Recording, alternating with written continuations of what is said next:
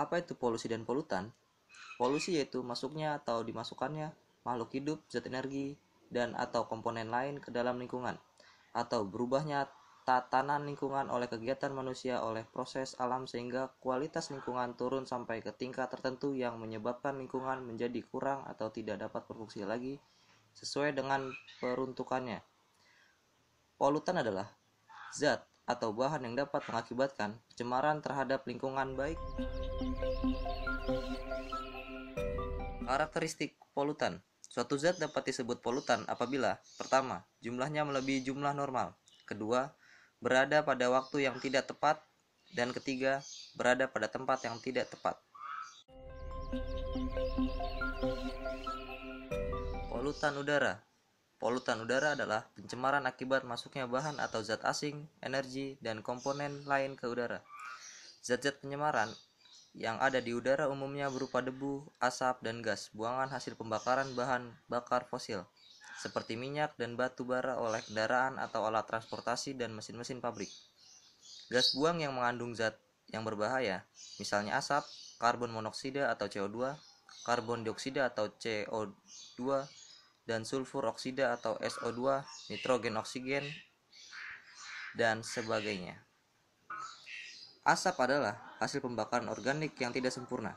Pembakaran hutan, plastik, dan sampah organik akan menghasilkan asap yang berdampak langsung kepada fungsi mata, saluran pernapasan, dan aktivitas manusia.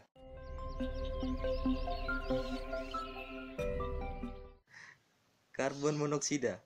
Karbon monoksida atau CO adalah suatu komponen yang bersifat tidak berwarna, tidak berbau, dan tidak mempunyai rasa, yang terdapat dalam bentuk gas pada suhu di atas 192 derajat Celcius, mempunyai berat sebesar 96,9% dari berat air dan tidak larut dalam air.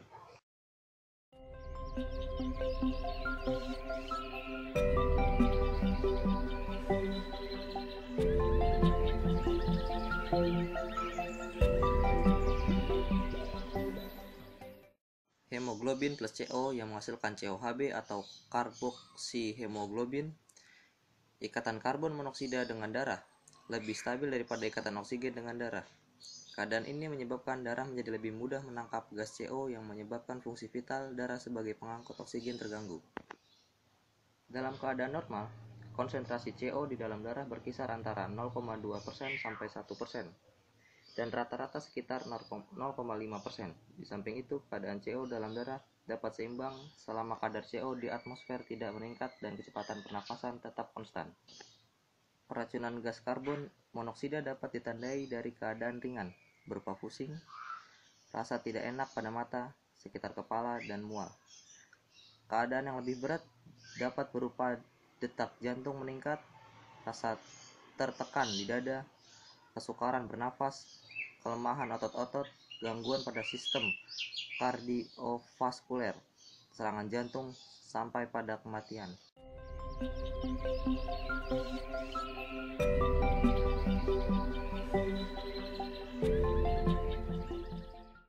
Nitrogen oksida. Peran nitrogen amat penting dalam siklus unsur untuk keseimbangan alam. Sekitar 78% udara terdiri dari nitrogen dan 20% volume adalah oksigen. Nitrogen oksida merupakan pencemar. Sekitar 10% pencemar udara setiap tahun adalah nitrogen oksida. Ada 8 kemungkinan hasil reaksi apabila nitrogen bereaksi dengan oksigen yang jumlahnya cukup banyak, ialah NO, N2O, dan NO2. Yang menyebabkan pencemaran udara hanyalah NO dan NO2. N2O jumlahnya paling banyak di antara ketiga oksida tersebut. Gas ini tidak berwarna, tidak bereaksi dengan ozon, oksigen, dan hidrokarbon yang ada di udara. Konsentrasi N2O berasal dari sumber alam. NO yang ada di dalam udara belum lama diketahui. NO banyak terbentuk dari pembakaran dalam mesin. Zat ini kemudian mengalami oksidasi lebih lanjut oleh oksigen atau ozon. Lambat atau cepat akan menghasilkan NO2. NO2 merupakan gas beracun, berwarna coklat merah, berbau seperti asam nitrat. Pembentukan nitrogen oksida terjadi pada pembakaran batu bara, minyak bumi, gas alam, dan industri kimia seperti pabrik asam nitrat, asam sulfat, dan sebagainya. NO dan NO2 dapat merusak bagi manusia dan lingkungannya. NO mempunyai kemampuan membatasi kadar oksigen dalam darah, seperti hanya dengan CO. Jika NO2 bertemu dengan uap air di udara atau di dalam tubuh manusia, akan terbentuk segera HNO3 yang amat merusak tubuh. Karena itulah, NO2 akan terasa pedih jika mengenai mata, hidung, saluran nafas, dan jantung. Konsentrasi tinggi dapat menyebabkan kematian.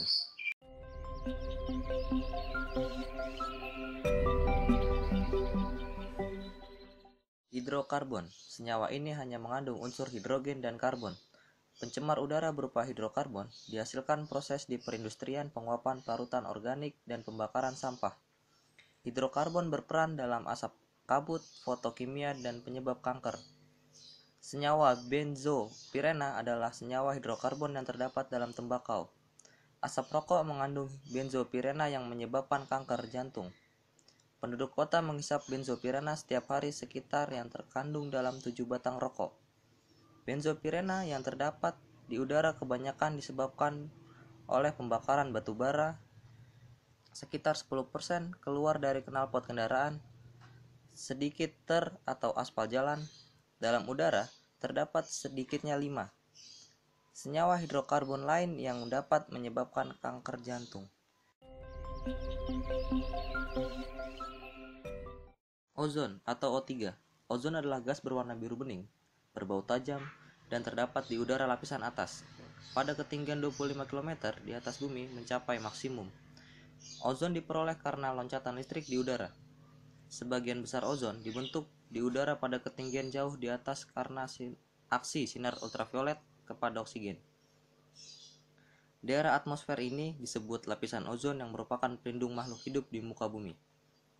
Lapisan ini mengabsorpsi hampir semua sinar ultraviolet dari matahari. Jika sedikit energi ultraviolet ini sampai ke bumi dan mengenai kulit kita, maka kita akan terasa terbakar dan dapat menjadi kanker kulit. Kalau kita langsung melihat matahari, maka mata kita akan buta. Karena terhalang lapisan ozon inilah, maka makhluk hidup di muka bumi ini aman. Jika kita mengemisikan nitrogen oksida ke udara, maka produksi ozon ikan banyak terjadi di lapisan bawah dari udara. Ozon sebagai pengoksid yang kuat bereaksi dengan berbagai zat dan beracun bagi makhluk hidup. Jika konsentrasinya kecil, akan menyebabkan sakit pada dada, batuk, dan radang mata.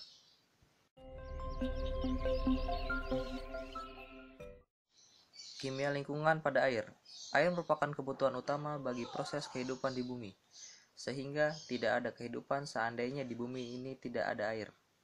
Dapatkah Anda bayangkan, jika di dunia ini tidak ada air, ya tentu saja tidak pernah ada kehidupan seperti yang ada sekarang ini. Air memang mutlak diperlukan dalam kehidupan manusia dan makhluk hidup lainnya. Tanpa air, kehidupan tidak dapat berlangsung. Kualitas air. 1. Air yang tercemar lebih besar dari oksigen terlarut. Yang dimaksud adalah oksigen terlarut yang terkandung di dalam air berasal dari udara dan hasil proses fotosintesis tumbuhan air. Oksigen diperlukan oleh semua makhluk hidup di air seperti ikan, udang, kerang, dan hewan lainnya, termasuk mikroorganisme seperti bakteri. Air yang tercemar lebih besar dari BOD atau Biochemical Oxygen Demand. BOD artinya kebutuhan oksigen biokimia yang menunjukkan jumlah oksigen yang digunakan dalam reaksi oksidasi oleh bakteri. Sehingga makin banyak bahan organik dalam air, makin besar BOD-nya, sedangkan DO akan makin rendah. Air yang bersih adalah yang BOD-nya kurang dari 1 mg atau 1 ppm. Jika BOD-nya di atas 4 ppm, air dikatakan tercemar. Ketiga, air yang tercemar lebih besar dari COD atau Chemical Oxygen Demand. COD sama dengan BOD, yang menunjukkan jumlah oksigen yang digunakan dalam reaksi kimia oleh bakteri. Pengujian COD pada air limbah memiliki beberapa keunggulan dibandingkan pengujian BOD. Air yang tercemar lebih besar dari zat padat terlarut. Air alam mengandung zat padat terlarut yang berasal dari mineral dan garam-garam yang terlarut ketika air mengalir di bawah atau di permukaan tanah. Apabila air dicemari oleh limbah yang berasal dari industri pertambangan dan pertanian, kandungan zat padat tersebut akan meningkat. Jumlah zat padat terlarut ini dapat digunakan sebagai indikator terjadinya pencemaran air. Selain jumlah, jenis zat pencemar juga menentukan tingkat pencemaran. Air yang bersih adalah jika tingkat DO-nya tinggi, sedangkan BOD dalam zat padat terlarut rendah.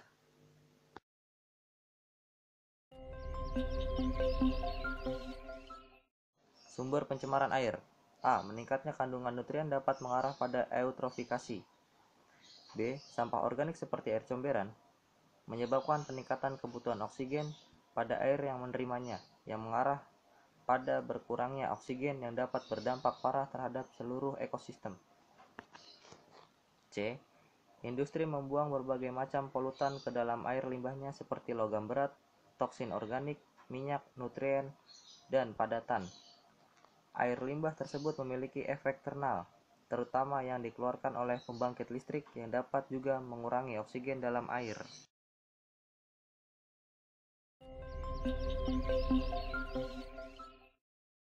Kimia lingkungan pada tanah. Tanah atau soil adalah lapisan yang menempati bagian atas kulit bumi yang terdiri dari benda padat atau bahan anorganik dan organik, serta air dan udara tanah. Tanah telah dikenal sejak awal peradaban manusia, terutama setelah manusia menggunakan tanah untuk bercocok tanam dalam upaya memenuhi kebutuhan hidupnya.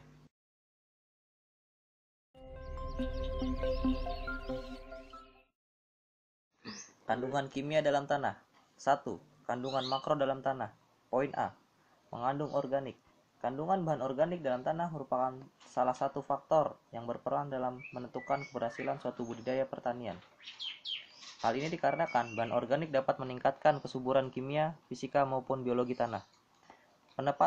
Penetapan kandungan bahan organik dilakukan berdasarkan jumlah C organik. Poin B. Nitrogen. Nitrogen merupakan unsur hara makro esensial yang menyusun sekitar 1,5% bobot tanaman yang berfungsi terutama dalam pembentukan protein.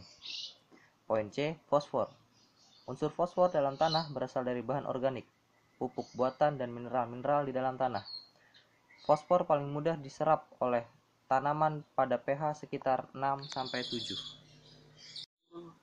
Poin D. Kalium. Kalium merupakan unsur hara ketiga setelah nitrogen dan fosfor yang diserap oleh tanaman dalam bentuk ion K+. Muatan positif dari kalium akan membantu menetralisir muatan listrik yang disebabkan oleh muatan negatif nitrat, fosfat, dan unsur lainnya. Poin E. Kalsium. Kalsium tergolong dalam unsur-unsur mineral esensial sekunder seperti magnesium dan belerang. Ca2+ dalam larutan dapat habis karena diserap tanaman. Diambil jas teknik, terikat oleh kompleks adsorpsi tanah, mengendap kembali sebagai endapan-endapan sekunder dan tercuci. Poin F. Magnesium. Magnesium merupakan unsur pembentuk klorofil, seperti halnya dengan beberapa hara lainnya. Kekurangan magnesium mengakibatkan perubahan warna yang khas pada daun. Kadang-kadang, pengguguran daun sebelum waktunya merupakan akibat dari kekurangan magnesium. Kandungan mikro dalam tanah. A. Besi atau Fe. B. Mangan atau Mn. C. Seng atau Zn. D. Tembaga atau Cu. E. Molybden atau Mo. F. Boron atau B. Dan G. Klor atau Cl.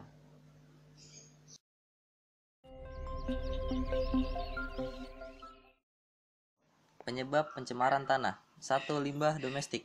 Limbah domestik dapat berasal dari daerah pemukiman penduduk, pasar, tempat usaha hotel, dan lain-lain. Kelembagaan misalnya, kantor-kantor pemerintah dan swasta, dan wisata, dapat berupa limbah padat dan cair.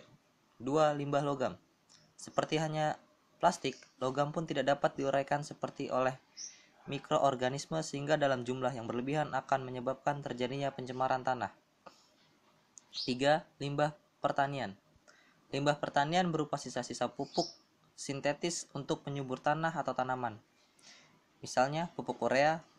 Di antara zat-zat kimia yang banyak mencemari tanah, pestisida adalah yang paling banyak menyumbangkan pencemaran pada tanah. Limbah pertanian dapat berupa sisa-sisa pupuk atau pestisida.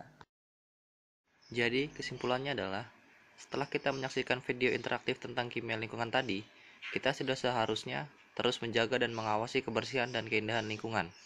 Dimulai dari hal yang kecil seperti membuang sampah pada tempatnya, tidak merokok di sembarangan tempat, dan sebagainya. Dimulai dari kita sendiri lalu mengajak orang lain untuk turut melestarikan lingkungan, karena alam tidak membutuhkan manusia, tetapi manusia membutuhkan alam. Terima kasih atas perhatian Anda.